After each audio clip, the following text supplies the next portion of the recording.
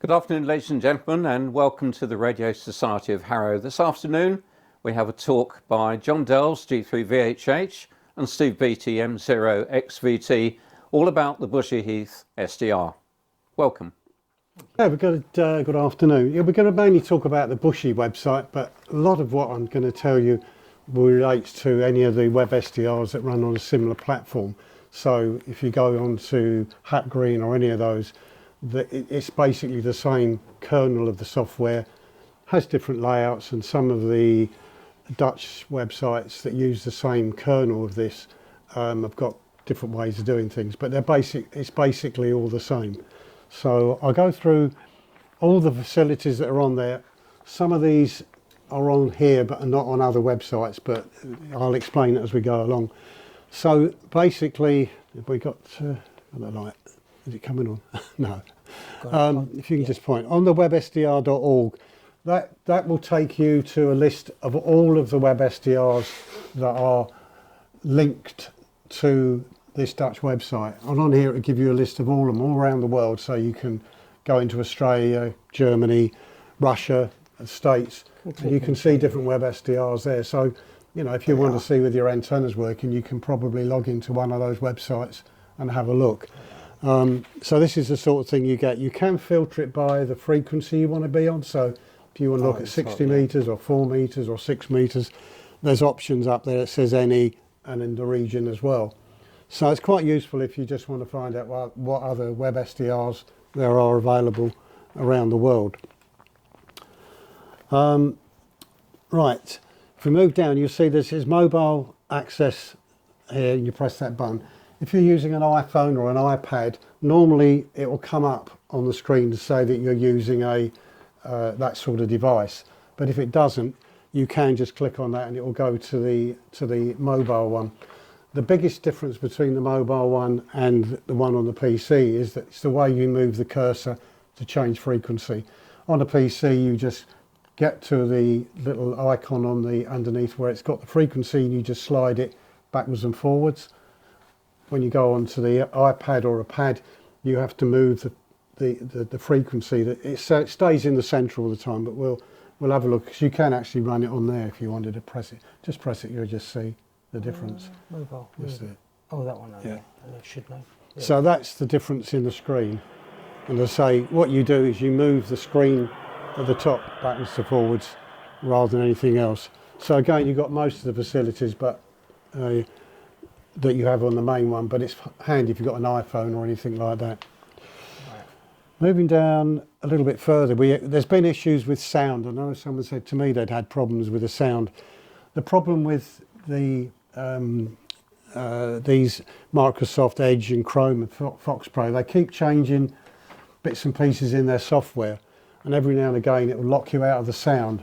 If you click on that workaround, there's a whole list of all the different things you can try. Yeah, it's normally security, so if you click on that and go to settings, and then just trying to find it's hang on, permissions. I'm just trying to find where it is actually. Oh, privacy and security down here. Yeah, so it's and usually it would. Yeah, it shows you what options you can allow sound for the various websites, and what it does, it stops people trying to hack in via the sound. So you just give it permission for that website to access your speakers. So it's not a codec problem? No, it's purely a security problem. Just a quick question, what browser are you using? This one's Chrome. Yeah. It works on Chrome? Works on Chrome, Firefox, Edge, I've worked them on all. One of the issues I've found, particularly with the pads, if you use Chrome with the pads, then it may not work. And I know with Hat Green, you can get it to work, the sound. On Firefox, on my pad, it won't work at all. Although I've recently changed things, you'll see on there's a thing called Audio Start. That tries to get around some of the other issues that you get with the device as well. With the iPhones, and basically any of their products, iPhones, iPads, they keep bringing out new products, and they actually have different codes that the software recognises, and if it's a new one, it doesn't recognise it. So it's a continual fight with them to add another little bit of code that says this is the code you're going to get, you know, work from there. So it's one of the problems that are running this thing at the time. Suddenly things don't work. You have to go and try and find out why. Unfortunately, there is nowhere to look other than looking at some of the other websites, and some of the guys are really good at their Linux, and they usually find it out fairly quickly. Going down a bit further, we've got the next piece. Is you'll see you've got all bands, others, one band, and blind. The all band one, that allows you to look at all the 4 bands that we got available up at with Bushy at the moment. So if you wanted to look at everything in one go, you just click on you do that and you'll see everything on all the bands. Sometimes, for some reason, it doesn't bring up all at the bottom. So you just click on the various parts here, and then it'll bring up the saved menus. See what I've got up there. You'll see the little tags underneath. Those are the ones I've programmed into a little file which tells it. So it's the one most helpful that we have for this area. So you've got some of the repeaters. You've got the call-in channels. You've got where FT8 might be found if you really want to find out. IM and various other things. So I just add the tag. So when something new comes up, I sometimes just add it in. You can add your own tags. There's an option which we'll see a little bit further down. If you've got your own personal ones, you can add them quite easily. So all bands is that. You've got other show. Now that one will show one of the screens going faster than the others. So you'll still see the 4 displays, but the one that you've highlighted is going to go faster than the others. And one band, you just see the one band, and blind, well, that just means you're not going to see anything at all. The button next to it, allow keyboard, that allows you to, if you tick that little box next to keyboard there, you'll see that you've got short codes. You can use a control key to do various functions on there. So if you want to change the mode, you can do it from the keypad. To be honest, it's great to have it on there. I very, very rarely use it, but if you need to do it, it's on there. The other buttons on there are the waterfall. Now, originally when this came, I first got involved, you used to have to use JavaScript, which was a pain because every website you went to, you had to register it, which was a real nuisance. So you'd log on to the website, you'd have to go in and do all those sort of things. With the HTML5, when that came out, it relieves you of all that. And so if you do want to use JavaScript, you can, or the Java systems you can. Otherwise, HTML is the best option. And there we go. Next. Right, we're going to go down to the underneath there. So if you could just go back to 1, doesn't matter. Yeah, got it. You're okay there. Yeah. So on this screen here, you've got some various other features. You've got hide the labels, which if you touch that, it would lose all the tag labels under there. So that if you don't want them, they're not there. You've got the display speed. You've got various ones, slow. You just click on the speeds. Yeah, let's do this. Steve trying to go. So you've got slow, medium, and fast. So that's just on preferences. Faster, next to that, you've got the display side, which usually is set to medium. If you put the 4 screens up, if you go on that, leave it up, Steve. Just go up a bit. Oh, up a bit. Right. If you click on that and do small, you'll get on the average PC screen, you'll get all 4 of them very easily in one great big. Which is useful. It doesn't take up so much of space. The waterfall, you've got some options there, again giving you things like you can have a spectrum rather than the one you've got at the moment. So it's, if you just click on that, Steve, you'll see there's to put the spectrum on. I don't find it very helpful, to be honest. No, I don't. But that's what you'll get. Probably better on, if you're looking on sideband, that's more useful than it is on FM, to be honest. The other options, you've got weak signal, so it'll be more sensitive to the weak signals, and reverse, you've got one for strong signals, so it just reverses it again. Okay, so the zooms, they are fairly self-explanatory, but they are useful again to open up. You can zoom straight away up to the maximum magnification. which if you were wanting to look at your sidebands or whether you're on frequency, I wouldn't guarantee this thing is exactly on frequency. You cannot make it exact. The TV dongles or the dongles we use are right for a few hundred hertz either side. So don't think that this is correct. It's very close. So a frequency counter would be the best way if you wanted to find out. Right, on the left-hand side, we've got the frequencies. You've got the bands that we currently support, and we're hoping to put 23 SEMs? 23 SEMs, 23 yeah, that's SEMs in the plan. In the plan to go forward. If anyone uses 9700s or anything like that. Sold it. Oh. I've got a rig I haven't used for years, for good opportunity. Oh yeah, 23 SEMs. I've been talking to myself, will I? Well, I recently got a 9700 and I want to actually talk to somebody, so that's the idea of it. Contesting on a Tuesday. Yeah. KAC contest. Yeah. Contesting on a Tuesday. Right, on this bit here, you've got these little negative and plus signs. So this will shift the cursor. So if you can just click Let's on find anywhere. a decent one to look at. So I'll take it back to one band actually, Yeah. at the moment, it'd be easier. Hang on, this mouse is a pest. Right, so if we show it on that one, so if you stick it on, say, yeah, it's on Just S20. calling for, yeah, S20, S20. and then you can shuffle it across. Yeah. So underneath there, you'll see there's a little list with some comments about what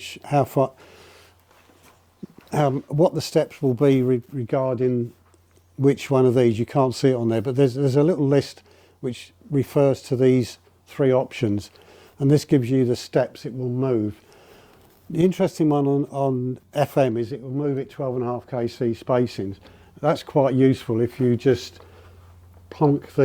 if you just put the cursor anywhere on the screen and you start pressing that, it will automatically start doing it in 12.5 kc steps. Put it there. So if you've got a tag like on AL, there's a tag on AL. If you see, which I can see there's a signal next to it now, if you click the 12.5 kc space, and it will put you straight onto GB3PI. Yeah, so that's going up in 12.5 now. Yeah.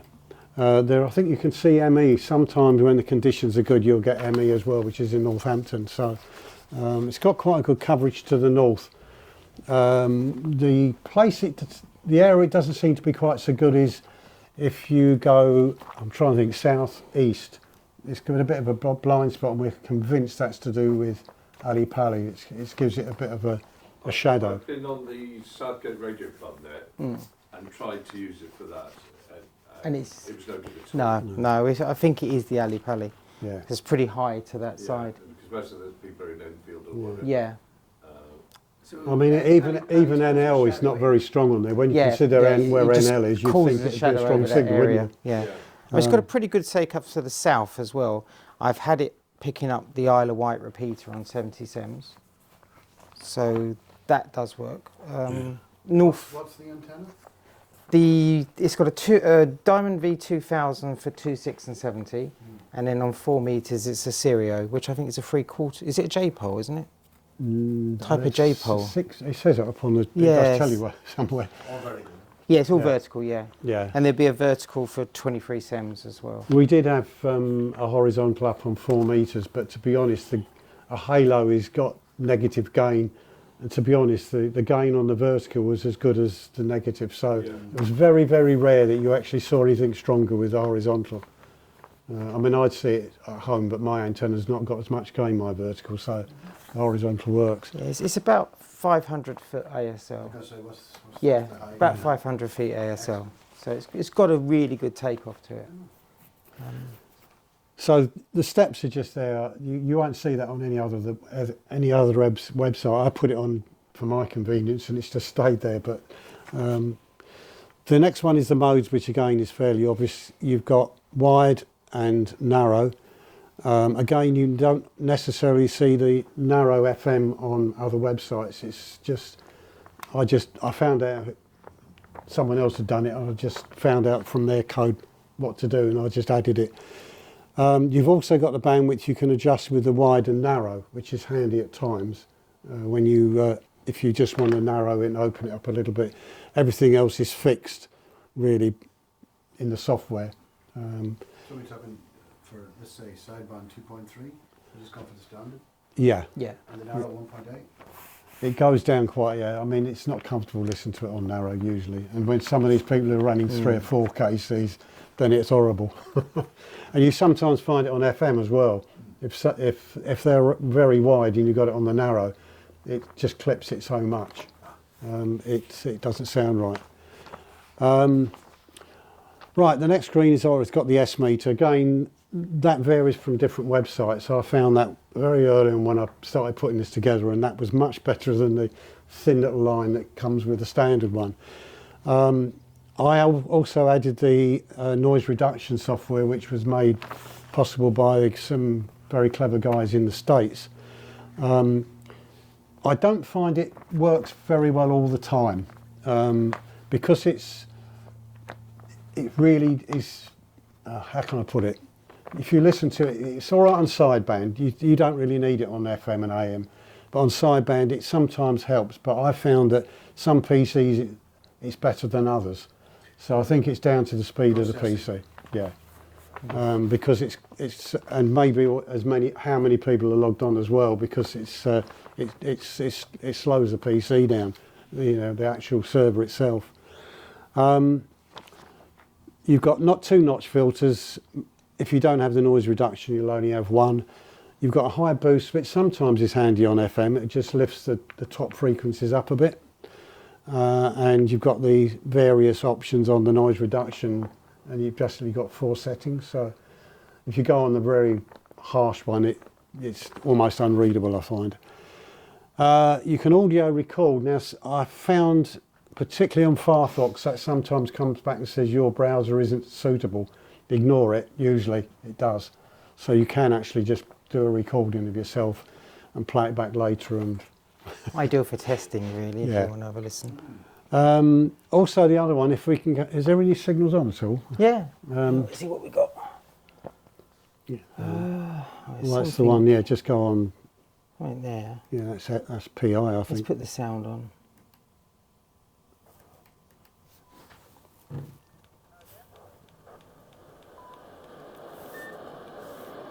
Right. Hang on. Yeah, this is GB3 PI, so in Yeah. Cambridge. So if we just go down a bit, you'll see there's an option, which again is needs squelch on.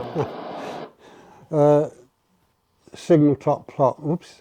Again, this is probably better on sideband when you want to see the spectrum. It will just give you a plot if you just press the signal plot, Steve. And see Yeah, it. hang on, I'm trying to find it. Here we are. Fast or slow? Well, doesn't matter Don't really. know. You're not going to see very much because it's just a steady line. But again, you'll see that you can take a picture of what you're listening to for a while. And again, handy if you're looking at SSB, you can see that. Particularly, I find it interesting when you're on 80 or any of those bands. You can see the signals going up and you can see your own signal and everything else. Comes in quite handy. So that's it. Right. The other ones you'll see is who's on and who's not on. Again, if you want to put your call sign in, there's an option there, and we've got various things. We see various names come up on the you get screen. some really good ones, don't you? So that's your option for you to put your name in there. Yeah, but we get some funny names turn up, especially when they're listening to your your weekly use of it. I've had about 30, and it's still hardly any processing power. It was only when we had the Raspberry Pis up there we were limited to about 5 or 6. It's now it's an i5 processor. That's all? 2, 3, 4?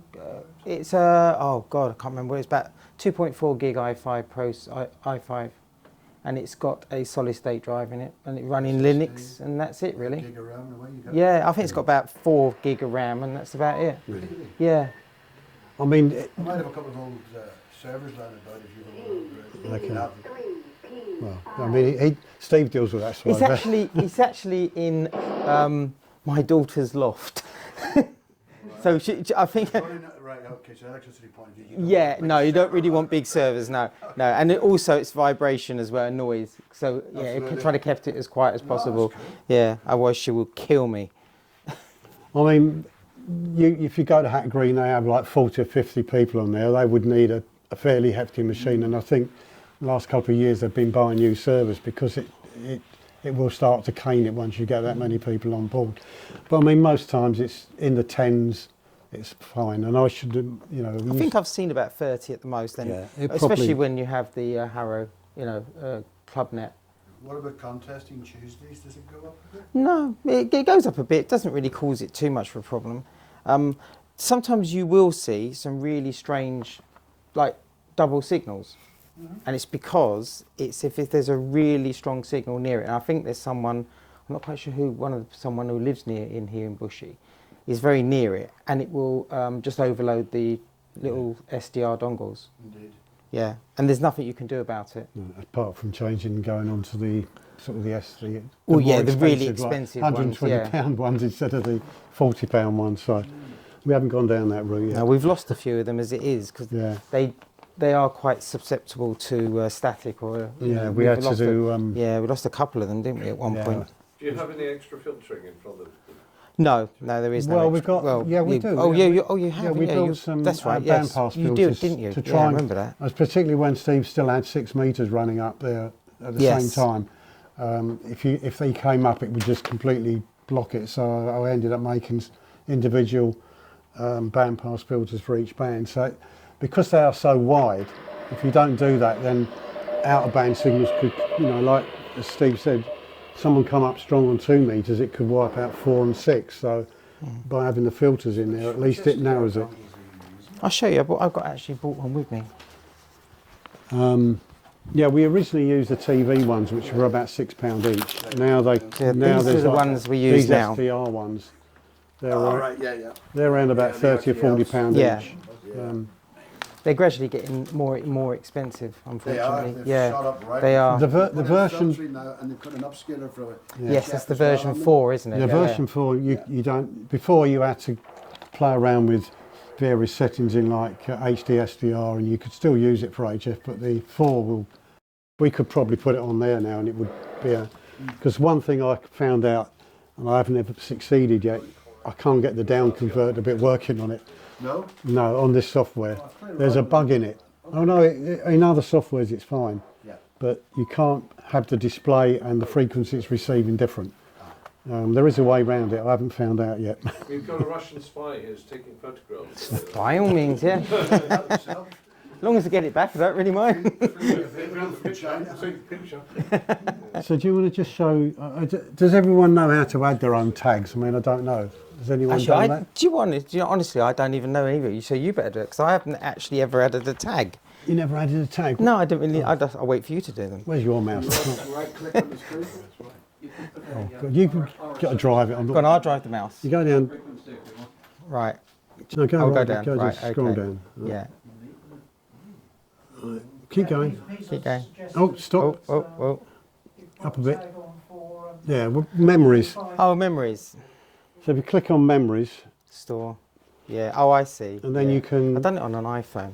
So you can put your own one in if if it's like. So which one did you want? That's for a static station, but do you just right click for, another station? Can you do it on the display? Sorry, I don't quite understand what you are. Let's say I'm in a contest and I've worked Joe, it's on there. Harry, whatever, and I'm listening in on yours. And I right click and put G3YZ in there, put G272 in there. No. So I can't live tag on the actual waterfall.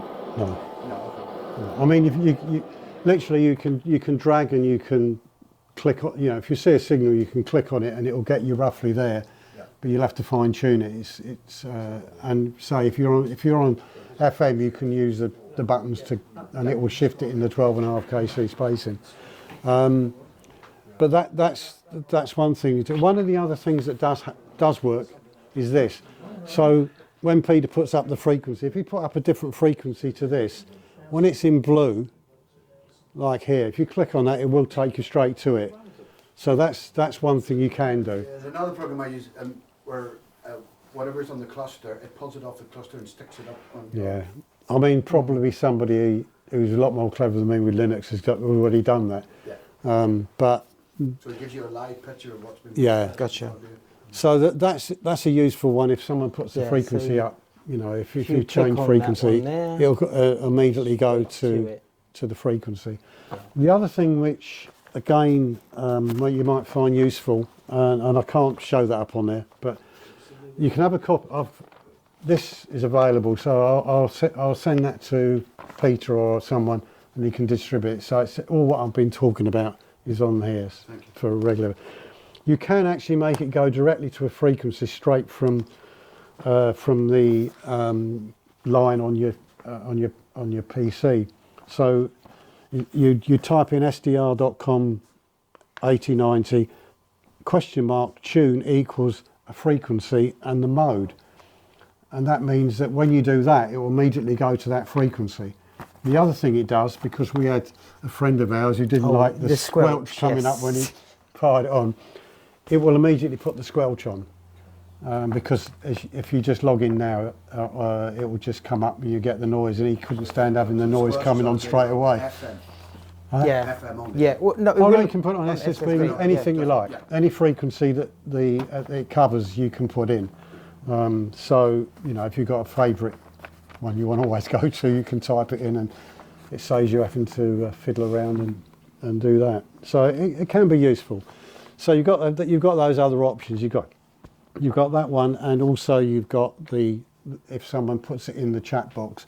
Now the chat box will stay up as long as we've been on for what, 3 or 4 years now. Yeah, it's not been too We've had a badly few occasions, abused. and I can, if I see things are looking a bit, I'll just shut it. All I have to do is just terminate it and restart it, because you probably notice every now and again it loses the history on the chat box.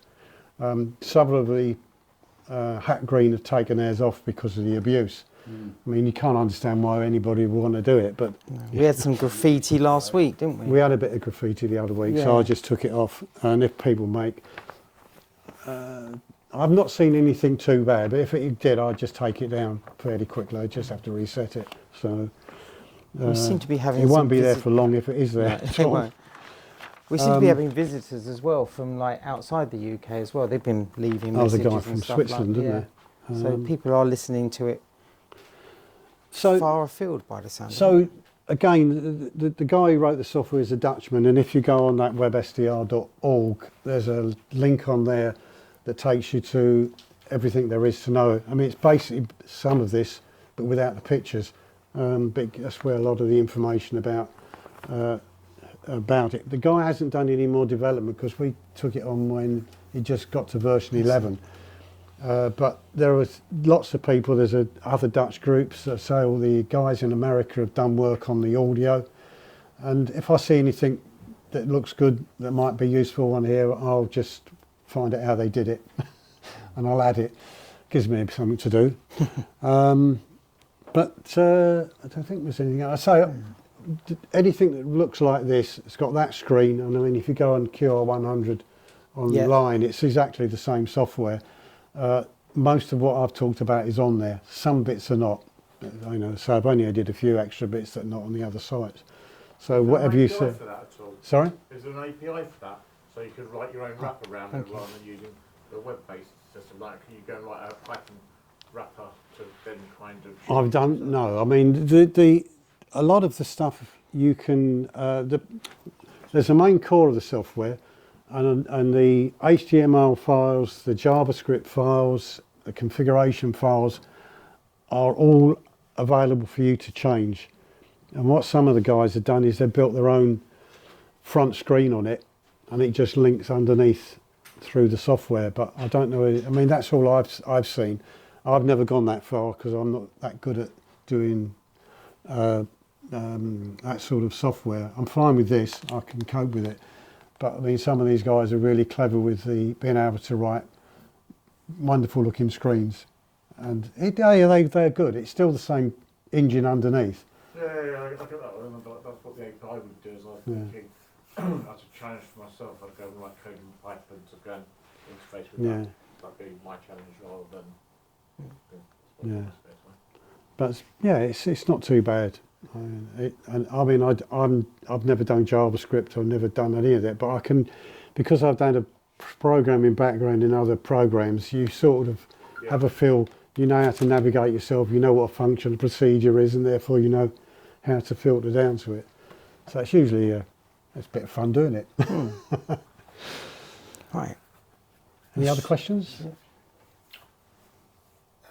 How did you get hold of the software? Because I know I was looking at WebSDRs recently, and from what I can gather, the guy that wrote it it's closed source, and he's never going to open source it. He's probably been asked lots of times, and you have to actually email him, and then you can only use it if you promise to set up a public server, or there's some weird conditions about using it.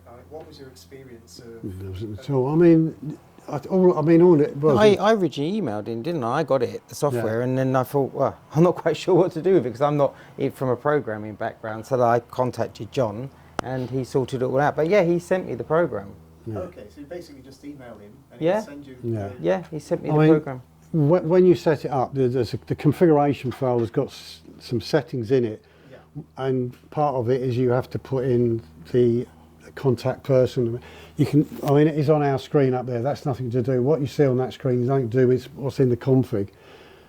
If you don't want it to appear on that websdr.org, you can opt out, and some of them do. For some reason, they don't want to be known publicly at all. I don't know why, but they don't.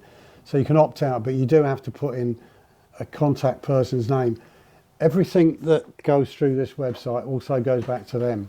So it links, there's a history on the website, so everything that goes on, every now and again I have to go and clear down the zips that it creates. So every day it's creating a zip file for each day.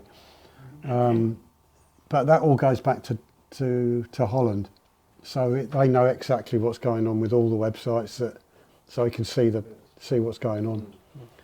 But no, I didn't really find any problem with that. I mean, the biggest problems I came up with, the first machine I did was a Linux machine, it worked straight away. I thought, great, get the Raspberry Pi, problem start, because unfortunately like the DLLs or the libraries change in Linux quite a lot. And you have to be able to backward compatible. So there's a couple of library files that you don't get anymore. And so my son's good at Linux, so he said, "Oh, I know how to do that," and he's found ways of putting them back on again, the libraries back. But you have to write a few string commands to it to tell it you're doing this. And it was the same when we use the server up there now. Because of the software's quite old, and therefore the libraries are old, and if you go onto the later versions of Linux, it doesn't want to know. So it's not there. But you can get it. You can get it to work. Have you actually? Sorry, if you want to. No, I use something called CatSync, which. I'm going to show you that in a minute. Yeah, I'll give you a demo of cats. That's why we got this here. So, I mean, the other thing you can do, and what Steve and I did originally when we just had 4 meters up there, because we can't hear one another directly on 4, is we used 4 meters like a bridge, like a repeater. And so you can do that. CatSync will work, but if you got someone you can't hear direct and you want to talk to them, you can use the SDR as the link. If you haven't got CatSync or your equipment, like if you've got PMR equipment, you can't use it. It's one to work on one frequency and one to work on the other. And so you transmit on one, you listen on another. You can put the squelch on, and you can have a conversation as if it did like with CatSync. But CatSync's great it's good for AHF. yeah. You can't really do that split frequency. On VHF you can, and I can't hear. There's a thing called the parrot on 4 meters, which has got very good ears, but I can hardly hear it back at my house. So I use the SDR. So I just listen to it on the SDR. You use the vertical for the parrot. Yeah. So it's whether we'll ever get it fixed up there, I don't know. But, it used to be really good at one point. It used to be really good, but. Yeah. Right. So yeah, we CatSync. CatSync. Right. So I've got it set up. Okay. So on CatSync, let's get rid of that. Right. So if anyone's not quite sure what CatSync, so this is CatSync full. So you have to have 2 parts of software. You have to have CatSync, and you also have to get a thing called is it OmniRig? Isn't it? OmniRig. OmniRig. Yeah. So what you would do, this is OmniRig, which is just You have to pay for the CatSync full, but the OmniRig is free. So you can set up 2 radios to work. So you can either have, well, I've already got the one on here for 705. So you have to give it the COM port for the radio, which that will work on, and then you have to give it the baud rate. And once you've got that, so then you will click. USB COM port, or are you doing Bluetooth? No, it's just USB. Yeah, so it's just straight USB from the radio straight into the computer. And then you go in and put the web address that you want. So in our case, it's our SDR. And then you click on that and it will load up the SDR. Oh, we get all this. We should have done this before. Look, it's better. Oh yeah, yeah, it's much better. Yeah, do it that way. Yeah, right. Actually, no, it does go when I do it like that. Yeah. So right, okay. So now in theory, so I'm on. Wake that up. So we're on 350. Now it should. You can see as I move the VFO, it now moves that on there. So now I can listen to. It's not. Yeah. So it's still I can't receive that direct, as you can see, nothing. But now I can listen to it via the SDR. And in theory, I don't know, if I can put a signal up here, you'll see a signal come up. So let's just tune to... Can you go on S14 and I can transmit? Yeah. Okay, let's put me... again, it all works exactly the same. So you just put the squelch back on. It's still our website, but it's going through the CatSync control. And then if I click on that, M0XVT calling. And then that's it. So that's working. Yeah, so you can now come back up on different frequencies. You're not on 4. You're not on it. Oh no, I'm not on it. It was on. I knocked it off. Right, that's it. Yeah. Mike 0 X-ray Victor Tango testing. G3VHH. So yeah, that's picking that. Actually, I'll tell you what. Go on a different frequency. If you can go on, can you go on 77s? Yeah. Yeah, go on 70. And I'll listen to you on 70. So actually, I mean, this is in Bushy, isn't it? Yeah. So it's just to the south of here, presumably. Yeah. A couple of miles, sorry. It's actually right up on top of the heath. Okay. It's. SU20. Yeah, I'm just going to view all bands. That's it. Right, so you're going on 20, yeah? Yeah. Okay, and I'll come out. I think that's the calling. I think it's marked up there, isn't it? Calling job. It is, yeah. Calling one. Right, so that's clicked on that. Actually, yeah, this is not going to work because I'm on CatSync, can I? Anyway. Yeah. Anyway, right, we'll try that now. Right, so. Just mute the receive on that. Just turn it down. You won't hear it then. Right, you ready? That's the answer. Here's doing the answer. Yeah. Why didn't I think of that? Come on. I've lost it now. 350. Where are we? That's it. No, 500, isn't it? 500 it is. Yeah, should be. 500. That's what I'm going to get my book in here. That's it. Right, ready? Yeah. G3VHH, M0XVT calling. M0XVT, G3VHH. So you can see it's working. It's obviously the SDR is receiving and getting the sound back through here. I mean, obviously I can hear you because you're next door to me, but in theory, so if John's obviously lives in Langley, I live in Hatfield, there's no way we're going to hear each other on 77s unless it's on a repeater. So we can use that to bridge the gap. Brilliant. And that's originally what, because it all started. I used to run a remote station up there, and it was okay, brilliant, I could use it all the time, only me could use it. So, and it worked out easier, so if we set this up, other people can use it as well, and I still get the same benefit. All right, I don't get the height of transmitting out on a UHF and VHF, but you can still receive quite good. That's excellent. So yeah, CatSync is, if you've got a radio that's compatible with USB, I really recommend CatSync. And so you can use it with any, you don't have to be this website. If I go on, was it Hat Green? Just one thing. One of the problems I've found recently with the Icon rigs is that the CIV are different for the different rigs, and sometimes I've got 3 different bits of software all use different CIVs for the same rig because they all And some you can adjust, but because CatSync hasn't got it, it's assuming it's the default for the rig that you've got. And so you have to make sure you set it up for that. But again, if you use Ham Radio Deluxe, you find that, well, that's easier. You can select the CIB on that one. But I've had to write all mine down because they're all different for What's the cost of CatSync? It's not. I think it's about £20, £25, something like that. So that's Hack Green. Okay. So now, will it link? That's the thing. There is a free version of CatSync, but you can't use it to transmit. Yeah, the demo okay. one. Yeah. Didn't realise that one. You have to pay that money. I think Yeah. I've paid about £9 or £10. Yeah, I think we did when we. It's probably gone up since we paid for it. Nothing goes down, does it? So is that a yearly subscription or is that a one-off? No, it's a one-off. Really? Yeah, it's very good for that. Right. And I think you may get up to. I think we had one update, haven't we? Yeah. I think so. Yeah. Right. So that's now. Obviously, I haven't got a HF antenna here at all, but.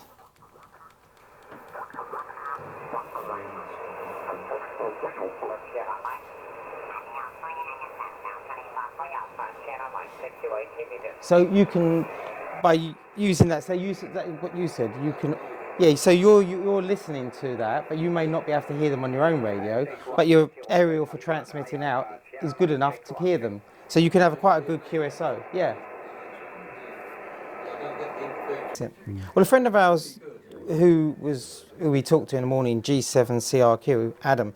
There was a special event station on 10 meters, Vanuatu. On 10 meters. Yeah. Well, obviously you can't hear who's calling him, but he was listening via an Australian SDR, and he knew exactly when to jump in because he could hear the gap. Yeah, and as a QRP boy, you learn to work the gap. Yeah. Yeah, 100%. Because he couldn't hear anyone calling, obviously, the other stations. He could only hear the Vanuatu station coming back. And you don't know how many people. So he just timed it just perfectly because he could hear via the SDR. Yeah. Antarctica, that's how I got Antarctica once. I mean, the other thing I was going to suggest right at the end is that there are a couple of other WebSDRs types. There's one called OpenWebX, OpenWebRX. One at Kelvin and Hatch is very good. It will certainly picks up all the Amazon repeaters. That's got that ours hasn't got is you can listen to the digital modes. Okay. So you can listen to DMR, D-Star and Fusion. You can get if you've got a Raspberry Pi, you can actually get. I've downloaded it and I've got one at home. So download an image onto a Raspberry Pi. I've managed to find one that's got all those facilities because apparently, for some reason, the person who originally wrote the software is taking it away. But that's handy if you just want to listen to other digital modes. I mean, I've got a couple. Problem on one of the codecs for digital modes that it is proprietary and somebody's emulated it in software, which isn't really. No, I think that's where it. Yeah, I mean, certainly the one over in Kelvedon, it went off for a while and didn't have the digital modes, and it's come back on again. But I mean. They've managed to sort something out because Fusion was terrible. It sounded like Martians instead of someone talking. It was really. I've read that you can buy a licensed USB stick to plug into a Raspberry Pi, whatever, that has got the proper chip in it, the codec, which is licensed. But it's where people have been simulating the codec in software that they're on shaky grounds. And use it in public. Yeah, I mean, I just found it was useful if I wanted to check my signal. But the disadvantage is that when you swap bands, it doesn't remember where you've been last. And I find that this is very good. If you want to go on 2 meters and you see a signal come up on 70 sems, you can click onto 70 sems, look at it, listen to it, and you know when you go back to 2 again, it's going to be where you were before. That OpenWeb doesn't do it. But there are quite a few of those around, and they can be useful. Works. I mean, a Raspberry Pi. Well, we used to have about 6 or 7 people on the Raspberry Pi, and you could see the processor going up and up and up. and every now and again it hit 100%, and then it started to go wobbly, and I used to have to restart the whole thing because it just. Water cooling. It's not an IBM mainframe. If you see the state of the poor things, Did you see the Pi 5 get hot? Had to hit the IT switch. no. We originally were running it on 2 Raspberry Pis, but when I was doing the house up, because the house was being done up before my daughter moved in, and when we'd finish, oh my God, they were just a pile of dust. You did your daughter's house up? Yes. Yeah. Yeah, but they were a pile. Well, no, it's my house, but she lives in it. But right, yeah, okay. these things were literally a pile of dust because they were in the loft, and we literally gutted the house completely. And I just left them up there running on a temporary lead. When we'd finished with them, before we put up the i5 one, God knows how they worked. The fans are clogged up. They were solid with dust everywhere, and they still worked. Oh, finished. Great. Right, okay, time to finish now then. Yep. Right, okay. Well, ladies and gentlemen, that was a fascinating talk by John and Steve. Please show your appreciation.